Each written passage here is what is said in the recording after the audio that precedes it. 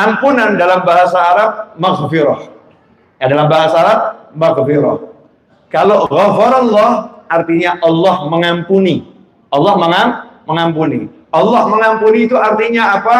Ulama menjelaskan arti ampunan Allah adalah tirai yang menutup dosa-dosa.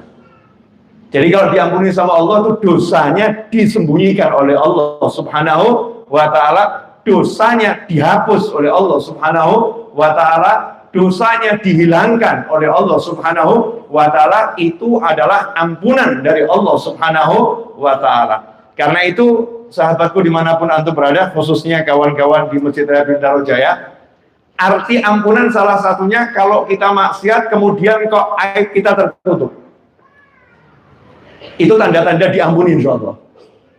Walaupun mungkin belum sempat minta ampun, siapa tahu berkat punya tetangga yang baik, berkat punya tetangga yang baik, tetangga kita tiap malam mendoakan, ya Allah ampuni tetanggaku ini, padahal kita tidur ngorok pulas, tahajud enggak, zikir enggak, baca Al-Quran enggak, istighfar enggak, tapi punya tetangga yang mengistighfarkan, maka istighfar tetangga ini untuk tetangganya diijabahi, diterima oleh Allah Subhanahu wa ta'ala, tetangganya pun diampuni. Salah satu bukti diampuni adalah aibnya ditutup.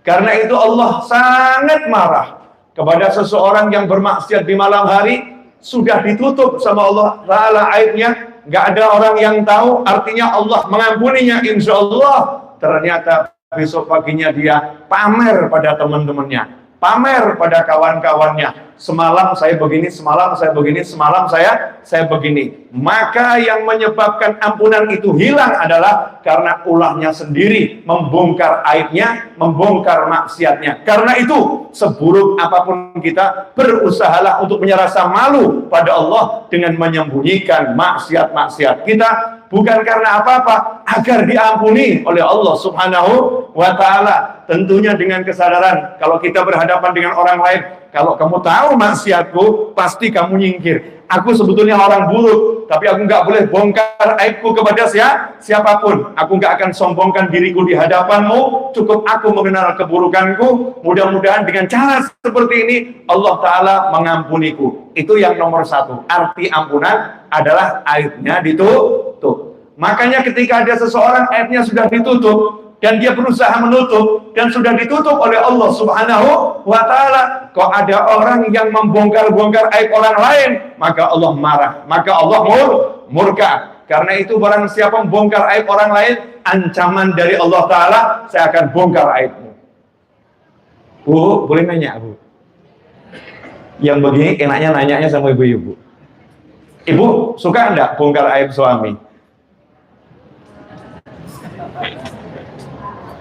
Contoh, mungkin suaminya punya handphone, mungkin di handphonenya banyak aib, mungkin di handphonenya banyak chat, ya banyak chat, dan sebaliknya bapak-bapak, pernah enggak bongkar handphonenya istri? Belum, mudah-mudahan enggak. Cari aib. Mungkin di handphonenya istri banyak chat, naudzubillah min dzalik, yang diharamkan oleh Allah Subhanahu wa ta'ala. Mungkin di handphone pasangan kita ada video-video yang diharamkan oleh Allah Subhanahu wa ta'ala. Mungkin ada gambar-gambar yang diharamkan oleh Allah Subhanahu wa ta'ala. Jangan sekali-kali kita mencari-cari kesalahan saudara kita. Jangan sekali-kali kita berusaha meneliti apa yang dia lihat, apa yang dia baca, siapa yang chatting dengan dia, membongkar aibnya. Kalau ini kita lakukan, mungkin kita cuma membongkar sebagian aib dari saudara kita, karena kita yang berusaha, kemampuan kita terbatas. Tapi ancaman dari Allah Ta'ala, siapa bongkar aib saudaranya, aku akan bongkar aibnya. Nah, kalau Allah yang bongkar, kira-kira hancur atau nggak hancur? Yang bongkar Allah loh ya. Kalau udah Allah yang bongkar itu akan terurai sendiri, akan terbuka sendiri, dengan cara-cara Allah yang nggak bisa dihalangi oleh siapapun. Karena itu kalau kita pengen betul-betul terampuni, artinya nggak terbongkar aib kita, jangan juga membongkar aib orang lain. Tutup mata, doakan.